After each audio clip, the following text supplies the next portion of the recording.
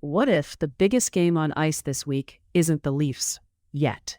Because Canada's U18 women just set up a dream gold medal showdown with the United States.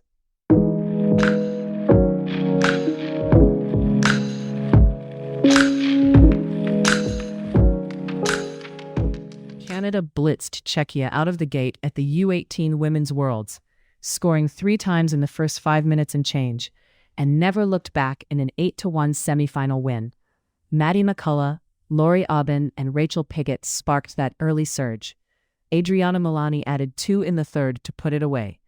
Sofia Ismael was everywhere, 1 goal and 3 assists, bringing her tournament total to 15 points in 5 games. Lea-Rose Charrois stopped 20 shots, and Canada outshot Czechia 37-21. Head coach Vicky Sunohara kept the message simple after: play a full 60 to win the only game that matters next. And that game is a classic: Canada versus the United States for gold. The U.S. hammered Sweden 9-1 in their semi, with Jane Daley potting a record-setting 12th of the tournament. Maggie, Averill, and Pohl each scored twice, and TSN's Bozek praised the Americans' defensive structure as much as their scoring. Buckle up: 2 teams in peak form, 1 final. To the NHL, where the Leafs authored their own late-game drama. Toronto beat Winnipeg 4-3 in overtime, snapping the Jets' 4-game heater and salvaging a 2-1 road trip. Max Domi buried the winner at 3:08 of OT on a 2-on-1 with Austin Matthews, who notched his 24th of the season earlier. Oliver Ekman-Larsson had a goal and 2 helpers, and Bobby McMahon tied it in regulation. Dennis Hildeby made 27 saves as the Leafs flipped a 3-1 third-period deficit into 2 points. The Jets got goals from Alex Iafallo, Kyle Connor, and Nino Niederreiter, ending a 21-game drought, but a high-event, high-danger night tilted Toronto's way in the end. Baseball off the ice? The Blue Jays swung for a superstar and missed, but the intent was loud. Toronto reportedly offered Kyle Tucker a 10-year, $350 million deal. Tucker chose the Dodgers' shorter 4-year, $240 million route, massive annual money, a stacked lineup, and the flexibility to hit free agency again soon. The Mets hovered with a $55 million per year concept too. For the Jays, it's proof they're willing to spend on elite bats. Now the question is where that money pivots next. Here at home, cities across Ontario are still digging out and dialing in winter operations. Sault Ste. Marie's council is weighing private contractors and specialized equipment to clear those dreaded driveway ice berms more efficiently. In Ottawa, the city's building a snowplow tracking app. Think Toronto's Geotab-inspired tool, so residents can see where plows are during storms.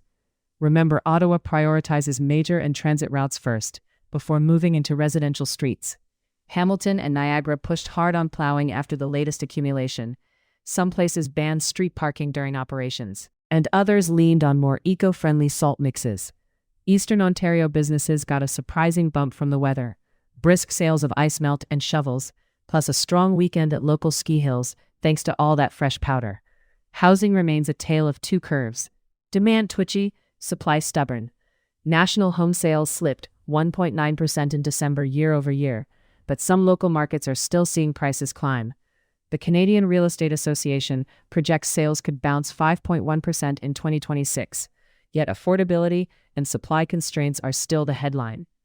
The Federal Housing Accelerator Fund, designed to speed approvals and promote zoning reforms, has hit compliance snags. Toronto lost $10 million after falling short on citywide sixplex permissions. Red Deer's agreement was cancelled, and Vaughan saw a reduction. Closer to us, Ottawa had a 38% jump in housing starts in 2025, while Gatineau fell 42%. The theme, places moving faster on approvals, are starting to see shovels in the ground. Others risk losing federal dollars if they don't reform. On the national economy, a trade thaw with China has canola farmers cautiously exhaling. After a brutal growing season in Manitoba, punishing tariffs had made things worse. A new deal negotiated by Prime Minister Mark Carney lowers tariffs on Canadian canola seed from 84% to 15% by March 1, with reductions or removals also coming for canola meal, lobsters, crabs, and peas. Notably, canola oil remains outside the agreement. Political analyst Ken Coates says this tariff drama shouldn't have happened in the first place, and warns Ottawa to mind its relationship with Washington as it deepens economic ties with Beijing. One notable footnote: Saskatchewan Premier Scott Moe worked alongside Ottawa on this file, a rare federal-provincial alignment that underscores how broad the stakes are for the prairies. Speaking of energy in the prairies, Alberta is wrestling with the transition. 14 major renewable projects in the southeast haven't broken ground amid uncertainty over coming power market changes. Counties are worried about losing billions in investment at a time when they want to stabilize tax bases beyond oil. Meanwhile, some rural politicians want stricter rules on where wind and solar can go, and a large grassroots campaign, Stay Free Alberta, is trying to collect 178,000 signatures to force a referendum on independence. The through line is economic anxiety and control. Who sets the rules? Who benefits from the next generation grid? And how fast the pivot away from hydrocarbons should go. There's also movement on electric vehicles, and not just charging stations.